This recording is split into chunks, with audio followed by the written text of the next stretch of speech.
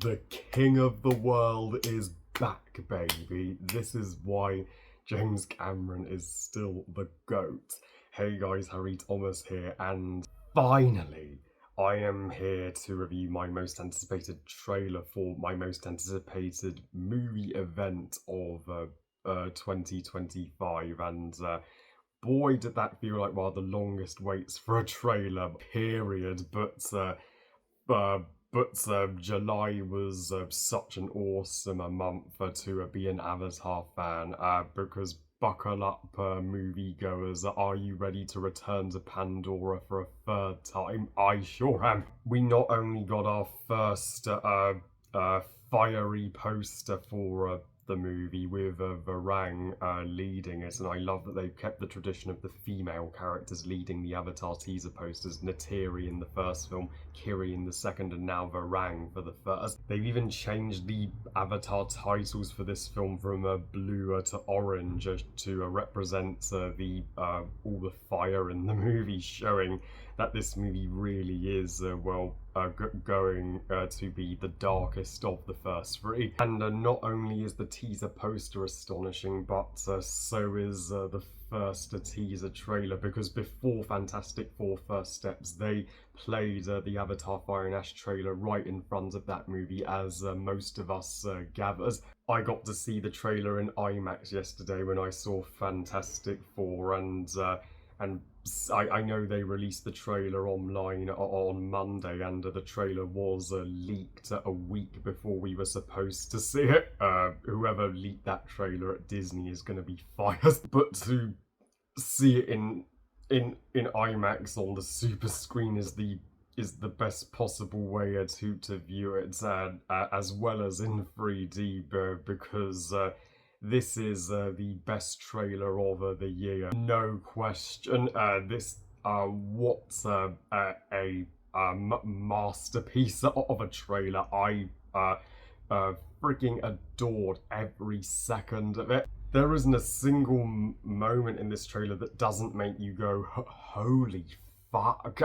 By teaser standards, there is so much to talk about from this trailer. They showed more than you'd think, so this is going to be a longer trailer analysis than usual, because it's not possible to do a short one. It's a huge trailer.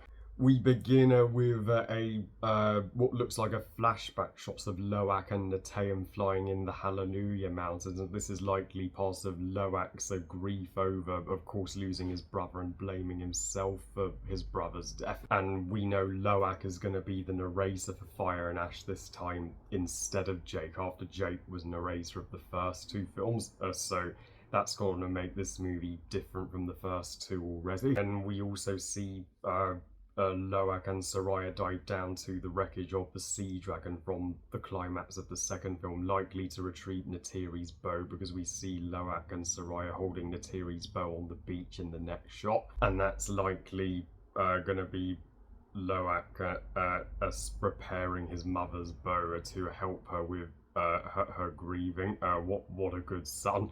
And because of course that bow is her father's and it means so much to her. Then we get shots of Kiri on the Wind Traders ships, and this movie's gonna have not just one but two Na'vi clans. And even if we're not gonna see the Wind Traders as much in the movie as we are the Mun Kwan Ash clan, I think they are going to be such a different Na'vi clan, having no specific home, and they travel across Pandora. And you can see one glimpse of David Thewlis's Palek right in the background behind Kiri, as she is just as absolutely blown away by the beauty of the Wind Traders jellyfish-like ships as we are.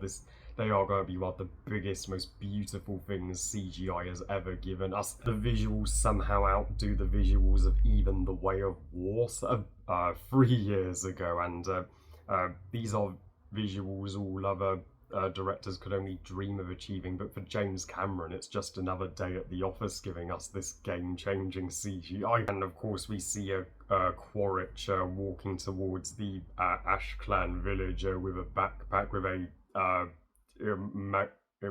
humongous volcano behind him, and we get an aerial shot of the Ash Clan Mun village, which is by a destroyed home tree similar to the destroyed home tree of the Ometakaya from the first film. We also see Tuk and Kiri and Loak and also Jake and Spider walking through the forest at night with Quaritch. Dun dun dun. Could Quaritch and Jake really be working together? I mean, Nateri is going to be pissed if she finds out. So in this film, Jake and Quaritch aren't going to be just bussing heads. They're going to have a far more complex relationship. But or could this just be Quaritch's trap to lead Jake and the kids right to Varang and the Ash Clan? Yeah, I think betrayal could be just around the corner. And we also get a stunning shot of and we get an absolutely stunning shot in Metkaina Reef of Renel and Tomowari and the Tolkien, and the Tolkien with rings around her is likely the matriarch, and this could well be Renel's birth where she finally has the baby, because we didn't see her give birth in Way of Water, and this could be the thing that makes the Sully family leave Metkaina Reef sooner, as Renel and Tomori have just gained a child, whereas the Sully family have just lost a child. So staying right after Renel has had a child would be too much for Nateri to bear emotionally. And we see Loak and Soraya's romance blossom as she has her first tattoo, and her smile is so warm. And the drama in the Sully family continues as we see, Loak and Jake have a brief fight where Loak pushes Jake away, likely a argument over Nateum's death. Even though I think Jake is not going to be so hard on Loak in this film as he was in The Way of Water, and then we see Jake and Nateri's fight, similar to This Family's Our Fortress scene in the second film, where he's like, we cannot live like this, baby, in hate. I have to say, that was the most impressive acting from Sam Worthington in ever, and then we see Nateri, and she's wearing a sling, more clothes than usual. And of course, the shot of Quaritch walking bare-chested and barefoot to the Ash Clan village is truly epic. And we see one heartfelt shot of Jake hugging Spider in the forest, and Spider is not wearing a mask, so this confirms that Spider will at some point be able to breathe Pandorian air, and will be the first human in this franchise to do so. It's likely Kiri that's gonna use her Awa gifts to bestow him this gift, and then we see Renel talking with Kiri. If there's anything you can do, you must do it. So could this either be Spider she's talking about, or her baby that has just been born? Then we see one of the darker scenes in the trailer of the Metkaina Reef totally set ablaze and on fire, likely assaulted by the Ash Clan and the RDA to draw Jake out, and Jacob is of course running right towards them. This is highly likely Jake willingly giving himself up to the RDA and the Ash Clan. He's like please just spare my family in the Metkaina, I will come with you. It's me you want.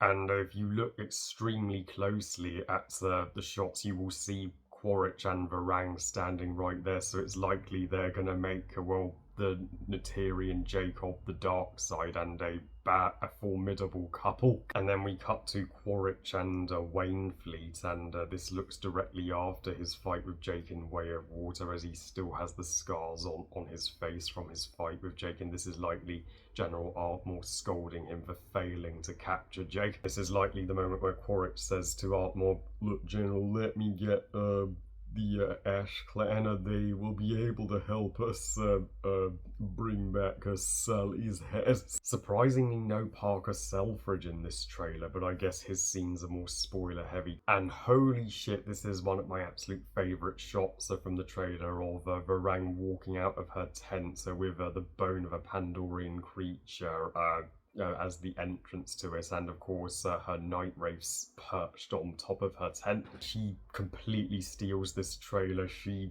would make the perfect wife for a Quaritch, and yeah, my god, as she looks utterly immaculate and miraculous. She is one of the coolest designed characters I have ever seen for a movie, and Una Chaplin she's gonna be one of the best performances in the entire Avatar franchise. And then we see more glimpses of her subjects, the other fire Navi in the Mun-Quan, and they look absolutely terrific. And Varang is the one that walks upright, and the others have a slightly bendier back. We haven't seen that in a lot of Navi tribes, and we see a shot of Quaritch and the RDA likely giving RDA weapons to the Mun-Quan, which only confirms the Ash Clan and RDA's alliance in the movie, and we also get a shot of Varang controlling fire with her fingertips. I mean,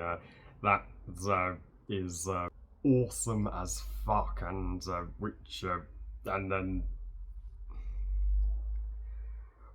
awesome as fuck, and we also see a Quaritch sat next to her in her tent. So is she going to teach Quaritch the ways of the Mun-Quan like Neytiri taught Jake the ways of the Ometekai? And poor Neytiri, this is the moment where I want to hug her more than any other. She's in her hospital bed, likely injured by Varang, and I mean, the poor girl has been through so much trauma. I don't know if she can cope, but I think this is going to be Zoe Saldana's finest hour in the first 3 Avatar movies, and I think she's gonna get more focus here than ever. And then one of the other more shocking shots in the trailer, we see Jake is captured and taken prisoner by the RDA, so they succeed in capturing him in this movie. This is likely after he gives himself up after the Metkaina village has been burnt down. And we also see shots of Quaritch and Varang and the Ash Clan landing on what likely looks like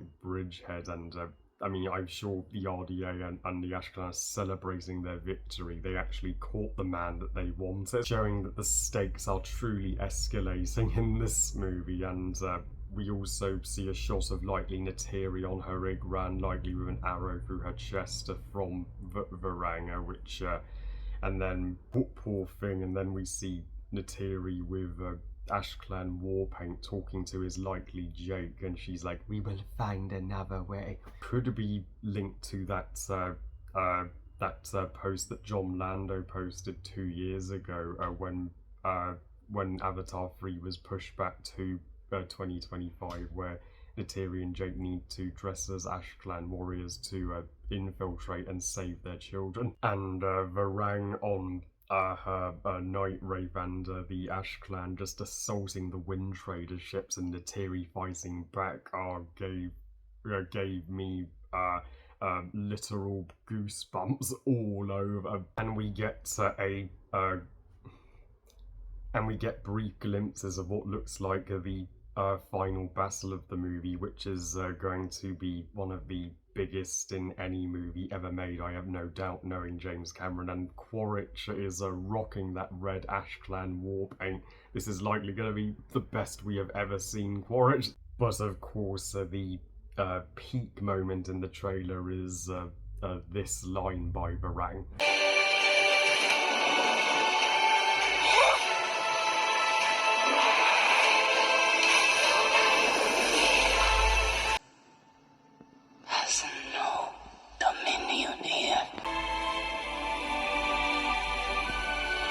Your goddess has no dominion here. So she's saying, fuck Awa. Nobody does cinema like James Cameron. This already looks like the best Avatar, yes, and better than the first two combined. And it's going to be, I guarantee, the first one where people praise the story and the characters even more so than the groundbreaking visuals. This and Wicked for Good are going to make the second half of 2025 a beyond awesome time for the cinema. Yes, couldn't be more hyped for this December. What a Christmas present this is gonna be. And yes, I will be seeing it with my two pals, Ollie and Steve, for our 10th Free Amigos meetup and movie collab review. And this is my most anticipated Free Amigos, yes. Got my 3D glasses at the ready for my third adventure to Pandora, and just less than 5 months to go now. It's unreal. Well, I love you guys. Thank you for watching. I hope you guys enjoyed this long trailer review. And what are your thoughts on this trailer? I have heard nothing but rave reactions to it. Please comment and let me know. Please like this video and subscribe. Please follow me on Twitter and on Instagram, and I'll see you next time when I review Fantastic Four First Steps. And remember, movies are us. Bye, guys.